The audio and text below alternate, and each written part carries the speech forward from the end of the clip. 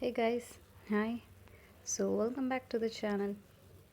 और हम देखेंगे लास्ट हमने क्या किया था और फिर अब आज हम क्या कंटिन्यू करने वाले हैं। सो लास्ट हमने क्लेजन रिएक्शंस शुरू की थी, जिसमें हमने पढ़ा था कि हम एस्टर्स को कैसे क्लेजन रिएक्शंस में इन्वॉल्व होते हैं। फिर हमने क्लेजन में सेल्फ कंडेंसेशन भी देखी थी और हमने क्रॉस भी देखा था।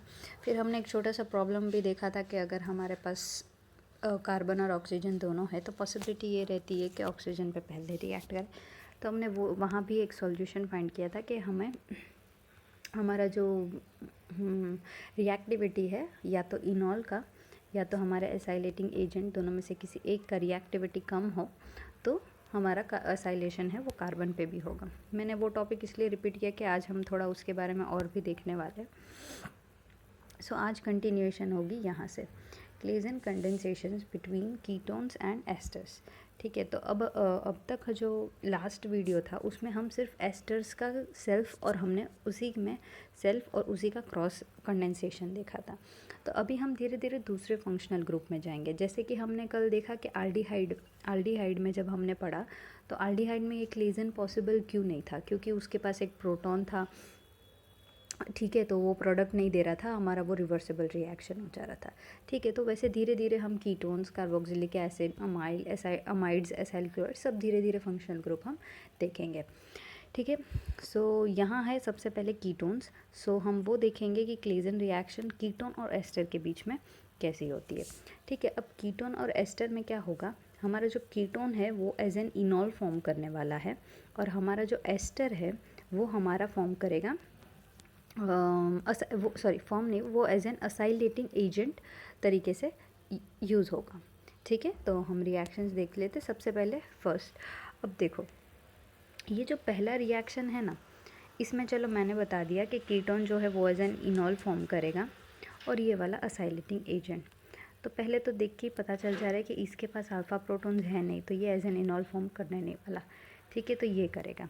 अब बात ये है कि ये जो कीटोन है उसमें दो पॉसिबिलिटी हो जाती है। ठीक है, कीटोन्स के पास ऑब्वियसली हमेशा दो पॉसिबिलिटी रहेगी, अगर उसके एडजेसेंट कार्बन फुल्ली ऑक्यूपाइड नहीं है तो विथ अल्काइल ग्रुप्स। सो हमारा क्वेश्चन ये आएगा कि ये जो कीटोन है वो कौन सा इनोलेट फॉर्म करेगा, ये वाला फॉर्म करेगा या ये वाला फॉर्म करेगा। ठीक है, क्योंकि पॉसिबिलिटी दोनों तरफ की है। तो यहाँ देखो, यहाँ ये एक है ना सिमेट्रिक मॉलिक्यूल है। जैसे कि ये इसमें क्या होगा कि अगर हम रिएक्शन यहाँ पे करें या फिर यहाँ पे करें, प्रोडक्ट में फ़र्क नहीं पड़ेगा। तो क्यों फ़र्क नहीं पड़ेगा, क्योंकि ये एक सिमेट्रिक मॉलिक्यूल है। अगर मैं यहाँ बनाऊँ तो भी वही प्रोडक्ट होने वाला है, अटैक करवाऊँ, और ये अगर मैं यहाँ अटैक करवाऊँ तो भी हमारा प्रोडक्ट वही मिलने वाला है हमें। ठीक है, तो ये बात हम लोग को पता चल जा रही है कि भाई अगर सिमेट्रिक कीटोन होना तो कभी कोई प्रॉब्लम नहीं आने वाली है। ठीक है, प्रॉब्लम आएगी एसिमेट्रिक कीटोन में कि भाई कौन सी बाजू का इनोलेट फॉर्म होने वाला है। तो ये देख लेते रिएक्शन सबसे पहले हम सिमेट्रिक की। तो वैसे ही आपको अगर आइडिया लग गया हो, ये हमारा कीटोन है, तो कीटोन में अगर हमारा एसाइलेटिंग एजेंट रिएक्ट करेगा तो क्या कैसे बनेगा, ये रिएक्ट करेगा इसके कार्बोनिल पे एक ओ ई टी चला जाएगा, तो हमारे पास आएगा COO-ET। आई गेस ये योगा प्रोडक्ट देख लेते हैं, निकाल दिया मैंने, हाँ वही। ठीक है, हमारा जो कार्बोनिल ग्रुप था उसके एडजेसेंट पे COO-ET ग्रुप प्रेजेंट है। ठीक है, ये हमारा प्रोडक्ट मिल गया। अब बात ये है कि यहाँ बनाऊँ मैं या यहाँ बनाऊँ, फ़र्क नहीं पड़ेगा। क्यों, क्योंकि ये हमारा सिमेट्रिक मॉलिक्यूल है। अब बात करते एसिमेट्रिक कीटोन्स की। अब देखो ये जो कीटोन है ये एसिमेट्रिक है। एसिमेट्रिक का मतलब देखो, अगर मैं इसके साथ बेस रिएक्ट करती हूँ तो इसके पास दोनों जगह हैं अल्फ़ा प्रोटॉन्स प्रेजेंट है। यहाँ उसके पास 3 अल्फ़ा प्रोटॉन्स प्रेजेंट है और यहाँ इसके पास एक अल्फ़ा प्रोटॉन प्रेजेंट है। तो अब कौन सा प्रोटॉन जाएगा और कौन सी तरफ का इनोलेट फॉर्म करेगा। अगर यहाँ का प्रोटॉन जाता है तो हमें ये वाला इनोलेट फॉर्म होगा, पर अगर इस तरफ का प्रोटॉन जाता है तो हमें ये वाला इनोलेट फॉर्म होगा। ठीक है, अब देखो प्रोडक्ट फिर बाद में नेक्स्ट जो हमारा असाइलेटिंग एजेंट है वो यहाँ पे रिएक्ट करेगा और इसमें ये यहाँ पे रिएक्ट करेगा। तो ऑब्वियसली आपको दिख रहा होगा कि ये और ये दोनों के प्रोडक्ट्स अलग आएंगे। ठीक है, तो होगा कैसे रिएक्शन वो हमें देखना है। पॉसिबिलिटी हमने देख ली, अब हम देखेंगे रिएक्शन कैसे होना है। तो भाई यहाँ इन्होंने लिखा है कि अगर हमारा एसिमेट्रिकल कीटोन्स हो तो हमारा जो इनोलेट है वो कौन सा, reaction usually occurs on the less substituted side, मतलब जहाँ सब्सटीट्यूशन कम है वहाँ इनोलेट फॉर्म होगा। ठीक है, तो सब्सटीट्यूशन कम होने का मतलब तो ऑब्वियसली आपको मालूम ही होगा, अगर कार्बन के 4 वैलेंसी है, अगर कार्बन की 4 वैलेंसी है तो कितनी हाइड्रोजन से ऑक्यूपाइड है और कितनी अल्काइल ग्रुप से ऑक्यूपाइड है। जितने ज़्यादा अल्काइल ग्रुप उसको हम बोलेंगे मोर सब्सटीट्यूटेड, जितने कम अल्काइल ग्रुप उसको हम बोलेंगे लेस सब्सटीट्यूटेड। ठीक है, तो अब देखो ये वाला कंपाउंड में इस तरफ इसके पास 2 अल्काइल ग्रुप है, जबकि इसके पास यहाँ 3 प्रोटॉन्स और देखो 2 अल्काइल ग्रुप और 1 प्रोटॉन है इस तरफ। ठीक है, जबकि यहाँ 3 प्रोटॉन और 1 भी अल्काइल ग्रुप नहीं है, तो लेस सब्सटीट्यूटेड कौन हुआ, जिसके पास ज़्यादा हाइड्रोजन है। ठीक है, तो ये वाला इनोलेट फॉर्म होगा। तो अब आगे देख लेते हैं। हाँ, अभी इन्होंने बीच वाला स्टेप तो नहीं दिखाया, पर आप अज्यूम कर सकते हो कि यहाँ क्या बनेगा, हमारा ये वाला इनोलेट फॉर्म होगा। जैसे ये वाला इनोलेट फॉर्म होगा, हमारा जो असाइलेटिंग एजेंट है वो कहाँ रिएक्ट करेगा, डबल बॉन्ड के एंड साइड पे। तो हमारा डबल जो है ये COO, देखो ये देख के कंफ्यूज ना होना, ये यही कंपाउंड है। ठीक है, तो ये कंपाउंड से क्या हमको मिला था, COOET। तो अगर आप COOET यहाँ डायरेक्ट लिखो तो भी चलेगा, अगर आपको ड्रॉ करके COET लिखना है तो भी चलेगा। तो इस तरफ का इनोलेट फॉर्म होगा और ये हमारा प्रोडक्ट बनेगा। दूसरी तरफ का जो इनोलेट है, दूसरी तरफ का जो इनोलेट है वो जो प्रोडक्ट बनाएगा can't form it's stable enolate. तो ये जो है इस तरफ का ये इनोलेट जो है वो हमारा स्टेबल फॉर्म ही नहीं करने वाला। ठीक है, तो ये पॉसिबिलिटी तो हट ही जाती है। ठीक है, तो इससे एक बात आप यहाँ कंक्लूजन कर लो कि अगर सिमेट्रिक कीटोन है तो कोई प्रॉब्लम नहीं है, कहीं भी रिएक्शन हो। अगर एसिमेट्रिकल कीटोन्स है तो कहाँ रिएक्शन होगी, on the less substituted side. ठीक है, तो कीटोन्स के बारे में इतना पता चल गया। अब हम इसके रिलेटेड और रिएक्शंस देखेंगे कि आप जिससे आपका कॉन्सेप्ट क्लियर हो जाए।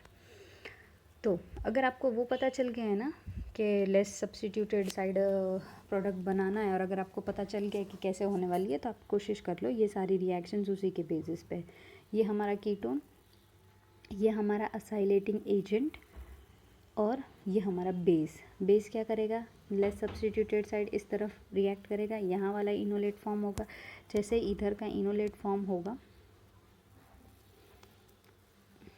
जैसे इस तरफ का इनोलेट फॉर्म होगा, हमारा जो असाइलेटिंग ग्रुप है वो यहाँ रिएक्ट करेगा। ठीक है, अच्छा साथ में ये भी देख लेना कि कौन सा बाजू आप सब्स्टिट्यूट कर रहे हो, वो मेन इम्पॉर्टेंट है, क्योंकि उसी के बारे में हम बात कर रहे हैं। ठीक है, सो कहाँ आएगा, ओके ये सेम चीज़ है। इन्होंने अपने को दोनों तरफ से बता दिया है कि ये भी पॉसिबिलिटी है और ये भी पॉसिबिलिटी है, जैसे कि हम यहाँ बात कर रहे थे, पर जो लेस सब्स्टिट्यूटेड साइड है वो ज़्यादा स्टेबल है। अब इन्होंने ये भी बता दिया है कि भाई जो इस तरफ वाला है वो क्यों स्टेबल नहीं है। तो देखो इसके पास ऑलरेडी सब्स्टिट्यूशन है, ये कार्बन के पास, उसमें अगर मैं अपना असाइलेटिंग ग्रुप डालूँ तो इससे क्या होगा, क्राउडिंग हो गया। तो ये क्राउडिंग से अगर कोई ऐसा ऐसा कोई और प्रोडक्ट पॉसिबल है जिसमें ये मतलब जिसमें कंपाउंड को कम स्टेरिक हिंड्रेंस लग रही है या कम क्राउडिंग है, तो वो ज़्यादा प्रेफर करेगा। ठीक है, तो इसलिए ये जो कंजस्टिंग पोजीशन हो जा रही है, इसके वजह से टेट्रा सब्स्टिट्यूटेड डबल बॉन्ड की वजह से ये जो हमारा मोर सब्स्टिट्यूटेड है डाइकार्बोनिल वो रिएक्शन नहीं देगा। ठीक है, अब एक और रिएक्शन देख लेते। ओके, ये जो रिएक्शन है ना, ये एक ड्रग है एसिफ्रान, उसके लिए यूज़ होता है। The drug does this. Okay, so ये ये ड्रग का फंक्शन क्या है, ये ज़रूरी तो नहीं है पर ये इन्फॉर्मेशन के लिए कि ये जो ड्रग है एसिफ्रान वो क्या काम के लिए यूज़ होता है, तो to prevent heart diseases and to reduce the amount of bad lipoproteins in the blood. ठीक है, ये उसका फंक्शन है। सो ये जो ड्रग एसिफ्रान है वो कैसे बनाएगा वो हम देखते हैं। ठीक है, तो सबसे पहले ये हमारा रिएक्टेंट, उसमें हमारा ये कीटोन हमारा, और इसमें हम रिएक्ट करेंगे हमारा असाइलेटिंग एजेंट। तो देखो अब ये जो प्रोडक्ट है सीधा इन्होंने दे दिया है, पर अगर हम डिटेल में थोड़ा जाए तो आपको पता चलेगा ये जैसा दिख रहा है इतना आसान नहीं है। ठीक है, अगर आपने बेस डाला तो माना चलो कि हम कह रहे हैं अब तक कि लेस सब्स्टिट्यूटेड साइड में अटैक होगा, पर मेन चीज़ आप देखो OH का प्रोटॉन, OH का प्रोटॉन भी तो एसिडिक है। तो सबसे पहले क्या होगा, ये जो बेस है ये OH का प्रोटॉन को हटाएगा, तो उससे क्या होगा, हमारा प्रोडक्ट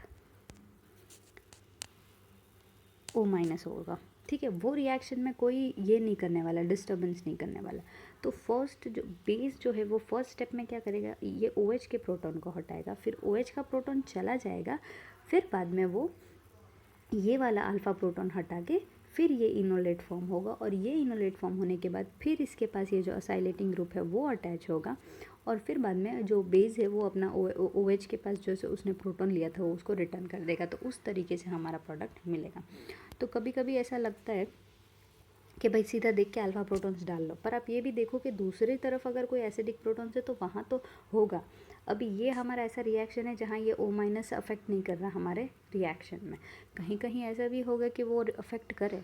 तो सबसे पहले आप ये देखो कि कौन सी पॉसिबिलिटीज़ है। ठीक है, फिर एक बार ये कंपाउंड बन जाए तो इसका फिर साइक्लाइजेशन होकर हमें कंपाउंड मिल जाएगा Ac-फ्रेन।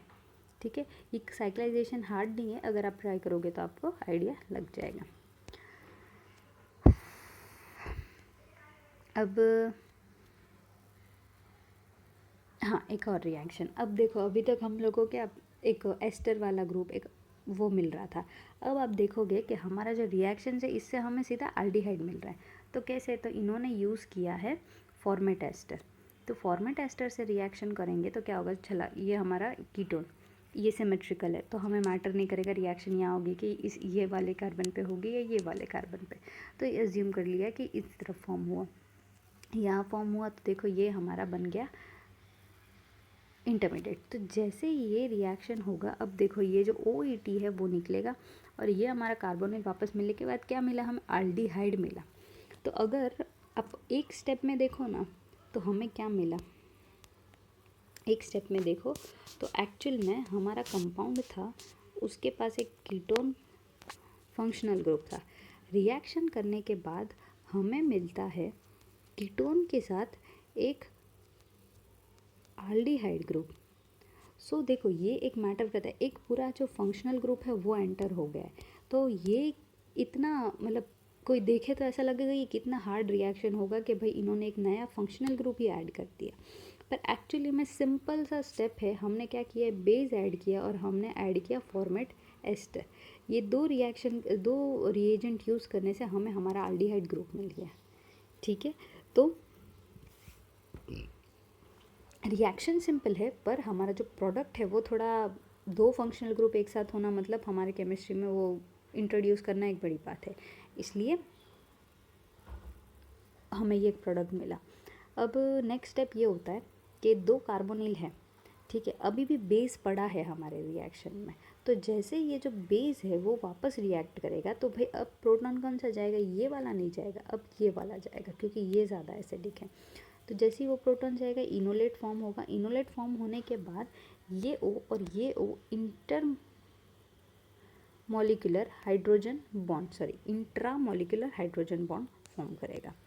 ठीक है, देख लो, और ये स्टेबल होगा क्योंकि जो हाइड्रोजन बॉन्डिंग होती है वो एक मतलब स्टेबिलिटी बढ़ाती है कोई भी प्रोडक्ट में। तो ये हमारा कंपाउंड मिल गया हमें। ठीक है, तो वैसे देखा जाए पूरी रिएक्शन तो हमने कीटोन में से ये प्रोडक्ट लाया। तो देखो कभी भी अगर आप लोग बिना पेन के सिर्फ सोचने बैठो ना तो ये प्रोडक्ट नहीं मिलने वाला। मैं क्लासेस जाती थी तो हमारी मैम एक थी ऑर्गेनिक के लिए, वो हमेशा बोलती थी आप रिएक्शन देख के कभी भी प्रोडक्ट मत बनाएं, आप रिएक्शन देखो और सीधा पेन पकड़ के उसको पेपर में लिखो।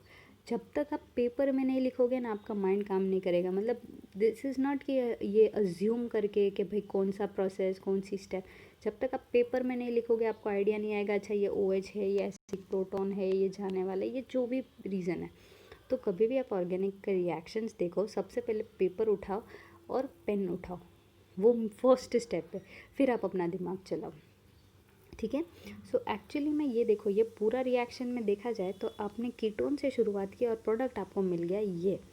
तो अगर ऑप्शन में अगर हमारे पास 4 ऑप्शन दिए हैं ABCD, और अगर हमने देखा कि भाई कीटोन है, कीटोन में से ये प्रोडक्ट, ऑब्वियसली नहीं, ये प्रोडक्ट तो बन ही नहीं सकता, ये किसी के कोई भी सोच सकता है। पर अगर आप धीरे धीरे मैकेनिज़्म में जाएं कि भाई बेस, मतलब स्टेप बाय स्टेप जाओ कि बेस क्या करेगा, फॉर्मेट एस्टर क्या करेगा, और आगे कोई रिएक्शन होगी या स्टेबल है तो रुक जाएगी रिएक्शन। देखो यहाँ स्टेबल नहीं था तो यहाँ रिएक्शन और आगे बढ़ी, ठीक है।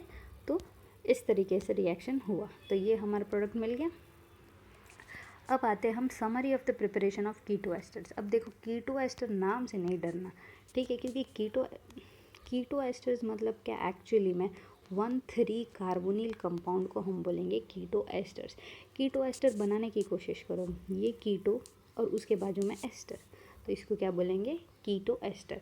बीटा कीटो एस्टर ये रहा, ठीक है, अल्फ़ा से बीटा, बीटा पोजीशन पे कीटो और वो एस्टर। अब इन्होंने यहाँ एक समरी दी है कि भाई कीटो एस्टर्स हमने जितने भी बनाए, ठीक है, अभी हमने बनाए तो वही ना सारे, देखो ये बन गया बीटा कीटो एस्टर। फिर हमने और कहाँ कहाँ बनाया, देखो ये बिग बीटा कीटो एस्टर, ये मैं आपको लास्ट वीडियो के रिएक्शंस भी दिखा दे रही हूँ। और कहाँ, यहाँ बन गया बीटा कीटो एस्टर। तो हमने इतने सारे बनाए, तो एक समरी इन्होंने दे दी है कि भाई एक्चुअल में कितने तरीके हैं, ठीक है। तो सबसे पहले होता है, एक है क्लेजन एस्टर कंडेंसेशन, दूसरा है acylation of ketones with carbonates. दोनों हमने देख लिया है, एक बार फिर से देख रहे हैं, ठीक है। ये समरी है, समरी मतलब हमने जो किया है उसका एक मतलब कंक्लूजन जैसा आ रहा है, ठीक है। तो आप ये मत सोचना कि करवाया नहीं करवाया नहीं, ये सब कर चुके, इसको हम सिर्फ एक साथ देख रहे हैं क्योंकि दे आर लिंक्ड, ठीक है। तो अब देखो सबसे पहली रिएक्शन जो है यहाँ दी है, ये एक सिंपल रिएक्शन है जिसमें इन्होंने बनाया है इथाइल एसीटोएसीटेट। अगर आपको इथाइल एसीटोएसीटेट बनाना है या तो आपको मिथाइल एसीटोएसीटेट बनाना है, मेन चीज़ क्या है, हमारा जो रिएजेंट है उसमें बेस डालो, बेस डालने के बाद ये रिएक्शन कर लो, सेल्फ कंडेंसेशन, क्योंकि इसमें हम कुछ ऐड नहीं कर रहे, जैसे ही सेल्फ कंडेंसेशन करो हमारा प्रोडक्ट मिल जाएगा। दूसरा एक तरीका है कि भाई हम लेते ही ये इथाइल एसीटेट और हम एक अल्काइल ग्रुप या जो भी ग्रुप है वो यहाँ इंट्रोड्यूस कर देंगे। तो वो हमने रिएक्शन जब स्टार्टिंग में देखा था तो हमने अल्काइलेशन भी देखी थी ये चैप्टर में, ये या तो पिछले वाले चैप्टर में देखी थी। सो अल्काइलेशन में क्या होगा कि हमारा आर ग्रुप ऐड होगा। भाई अगर आपको कन्फ्यूजन हो रहा तो मैं ये बता दूँ कि अल्काइल ग्रुप ऐड होने के भी मेथड तो वही है कि हमारा जो पहले बेस ऐड होगा और बेस ऐड होने के बाद क्या होगा, हमारा प्रोटॉन जाएगा, जैसे ही वो प्रोटॉन जाएगा हमारा अल्काइल ग्रुप वहाँ अटैक करेगा। अब ये है 1,3 डाइकार्बोनिल कंपाउंड, तो इसमें से कौन सा हाइड्रोजन जाएगा, ये वाला। सो जैसे ही ये हाइड्रोजन जाएगा ये इनोलेट फॉर्म करेगा और यहाँ हमारा, अगर हम अल्काइल ग्रुप ऐड करते हैं अल्काइल हैलाइड के फॉर्म में, तो यहाँ अल्काइलेशन होगी। तो ये एक मेथड है हमारा कंपाउंड मिलने की, ठीक है। अब ये हो गया जो, ये दो हो गए पहले के रिएक्शंस। अब ये जो है ये है क्लेजन एस्टर कंडेंसेशन, जो अभी तक हम देखते आ रहे हैं, ठीक है। अब पॉसिबिलिटी ये भी हो सकती है और ये भी हो सकती है, बट एक्चुअल में ये दोनों में से एक भी मेथड नहीं चलता। क्यों, क्योंकि इन्होंने है ना जो रिएक्शन है ना, वो उन्होंने वो वाला पॉइंट कंसिडर नहीं किया कि भाई लेस सब्सटीट्यूटेड साइड जो है वो इनोलेट फॉर्म करेगा। तो एक्चुअल में प्रोडक्ट इसका ये मिलेगा जो हमने एस्टर से देखे, पर कौन सी पॉसिबिलिटी निगलेक्ट होती है वो इन्होंने यहाँ दिखाया है, ठीक है।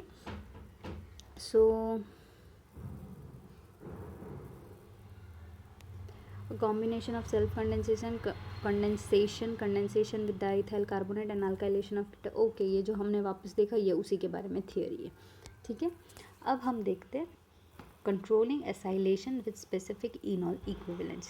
अच्छा, तो अब मैं आपको ये बता दूं कि हम लोग अभी जितना भी बचा हुआ चैप्टर है उसमें हम क्या करने वाले हैं, ठीक है। तो सबसे पहले देखो हमने क्या किया, हमने देखा कि क्लेजन रिएक्शन किससे हो रही है। तो भाई क्लेजन रिएक्शन हो रही है, एस्टर है, उसमें एसाइलेटिंग एजेंट डाला हमने तो उसने क्लेजन दिया। बात ये हुई, फिर हमने ये दोनों के बारे में डिटेल में देखा कि भाई आगे क्या क्या कंडीशंस हैं इनकी। फिर हम लोग दूसरा फंक्शनल ग्रुप देखेंगे। हमने देखा कीटोन के बारे में, ठीक है। अब हम धीरे धीरे दूसरे फंक्शनल ग्रुप के बारे में समझेंगे। तो उसमें हम कौन सी अमाइड के बारे में देखेंगे, असाइल क्लोराइड के बारे में देखेंगे, ठीक है। तो हम लोग एसिड के बारे में देखेंगे, कार्बोक्सिलिक एसिड के बारे में।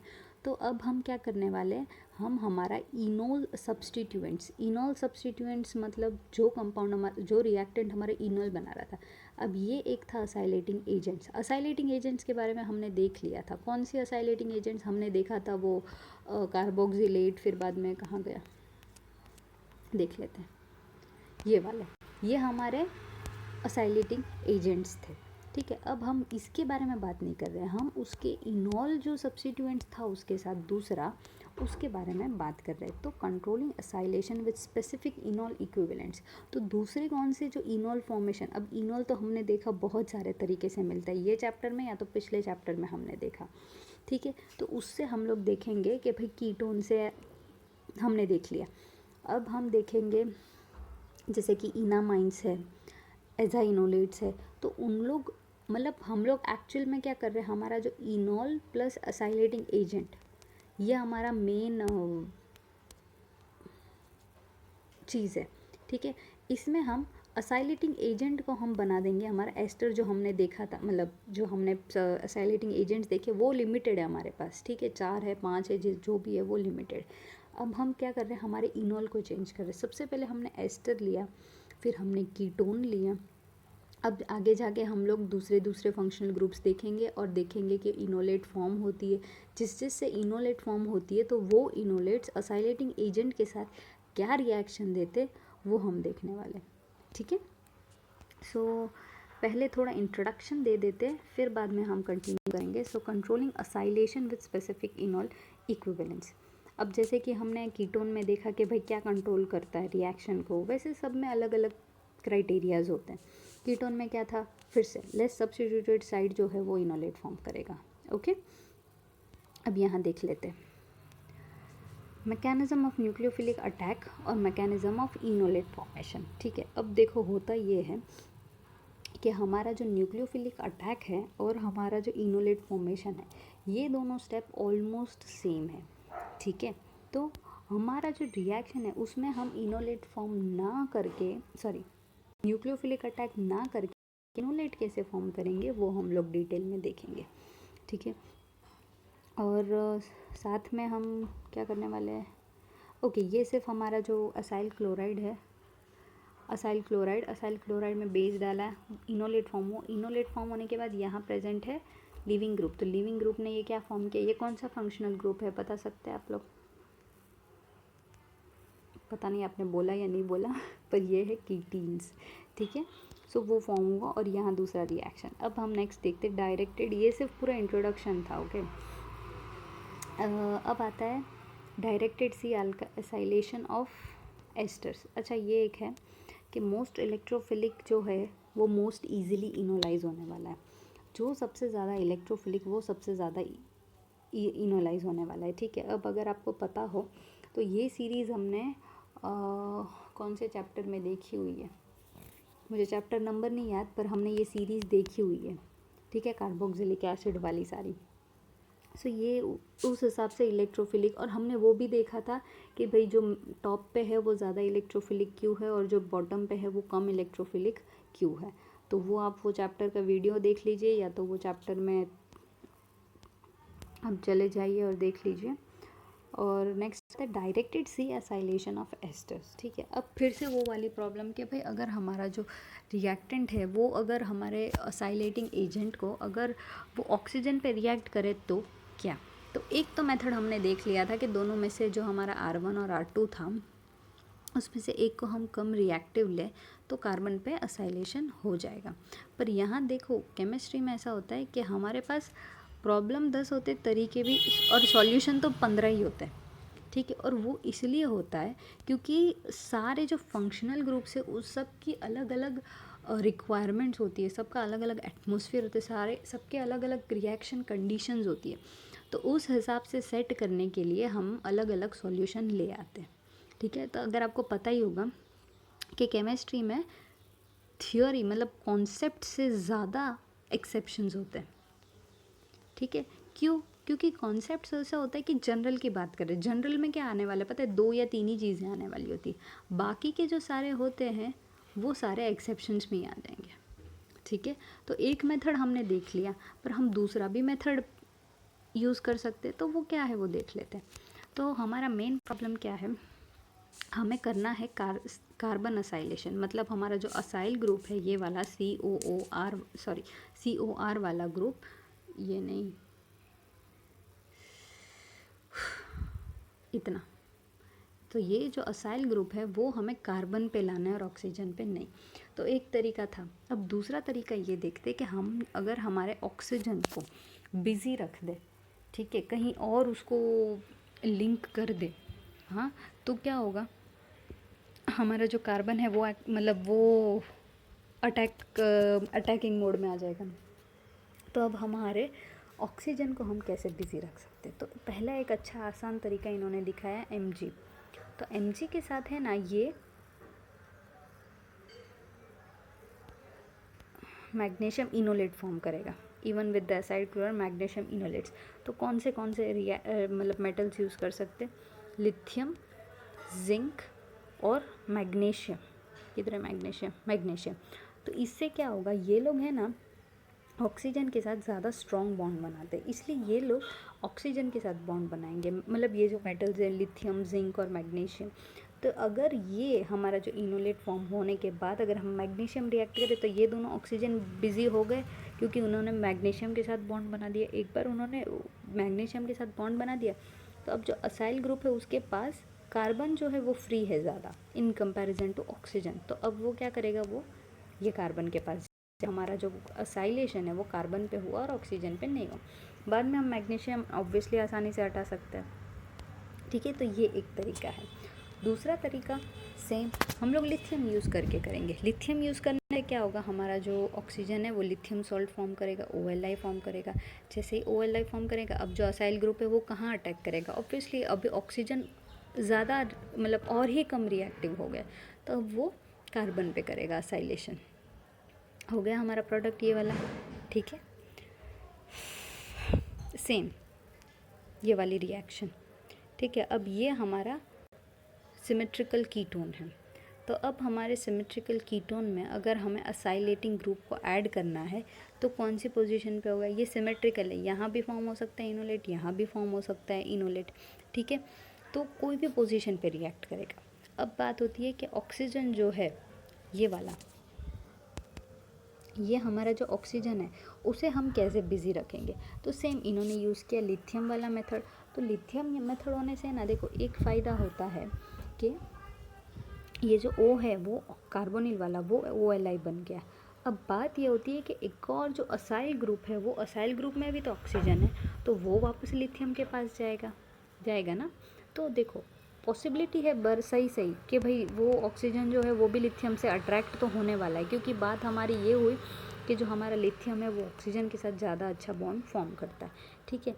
तो होगा यूँ कि ये बॉन्ड ज़रूर फॉर्म करेगा, पर ये अब ये जो नज़दीक आ गए तो अब देखो नेक्स्ट स्टेप ये वाला होगा। क्या होगा, हमारा जो ये कार्बन है वो ये कार्बन के साथ बॉन्ड बना के ये कंपाउंड दिया। अब ये जो OLi में क्या होगा, Li यहाँ से निकलेगा, जैसे Li यहाँ से निकलेगा कार्बोनिल डबल बॉन्ड फॉर्म करेगा, जैसे कार्बोनिल डबल बॉन्ड फॉर्म करेगा ये Cl यहाँ से निकल जाएगा, क्योंकि Cl तो वैसे ही तैयार होता है निकलने के लिए, ठीक है। तो उस हिसाब से हमें प्रोडक्ट क्या मिला, ये, ठीक है। अब देखा जाए तो ये है एकदम आसान कि भाई हमारा रिएक्टेंट था, एसाइलेटिंग एजेंट था, कार्बन पे होगा। पर हमें पता है कि भाई ऑक्सीजन पे ना होने के लिए कभी कभी अगर ये लोग रिएक्शन में LDA यूज़ करें या फिर अगर मैग्नीशियम रिलेटेड कोई यूज़ करे, तो इसका मतलब ये नहीं कि ये हमारे रिएक्शन में पार्टिसिपेट कर रहा है। इसका मतलब सिर्फ ये कि ये जो चीज़ें हैं ये हमारे ऑक्सीजन को ब्लॉक कर रहे हैं, जिसके वजह से हमारा असाइल ग्रुप है वो वहाँ रिएक्ट ना हो के हमारे कार्बन पर रिएक्ट हो, ठीक है। तो रिएजेंट भले हमारे एक एरो में कम से कम 5 रिएजेंट हो, पर उसकी जो प्रोडक्ट होती है वो एकदम मतलब उनके जो रिएजेंट्स के जो फंक्शन होते हैं वो इतने हार्ड नहीं होते, ठीक है।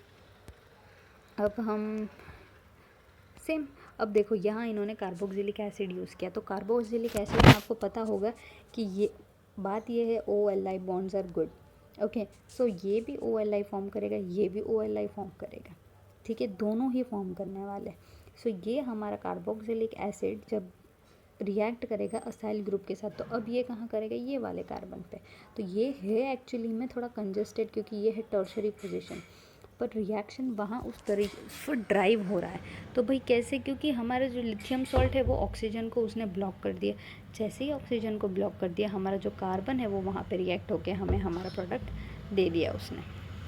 ये हमारा प्रोडक्ट हो गया, ठीक है। सो अभी के लिए हम यहीं तक रखते हैं, क्योंकि अब जो पीछे है ना वो थोड़ा लिंक में है, तो मैं ब्रेक नहीं करना चाहती, और वीडियो काफ़ी लंबा हो ही चुका है। तो मैं अभी यहाँ ख़त्म करके, अभी हमारा क्या बचा है मैं आप लोग को बता दूँ। असाइलेशन ऑफ कीटोन्स बाय इनामाइंस एजोलेट्स, और under acidic condition acylation of free carboxylic acid, और इंट्रामोलिकुलर क्लेजन एस्टर कंडेंसेशन। इतना टॉपिक ख़त्म कर, 3-4 टॉपिक ख़त्म होने दूँगी तो वो ये चैप्टर हमारा ख़त्म हो जाएगा। ओके, सो अभी के लिए इतना ही। अगर आपको कोई भी डाउट्स हो तो आप लोग मुझे कमेंट सेक्शन में पूछ सकते हैं। Till then take care, bye bye.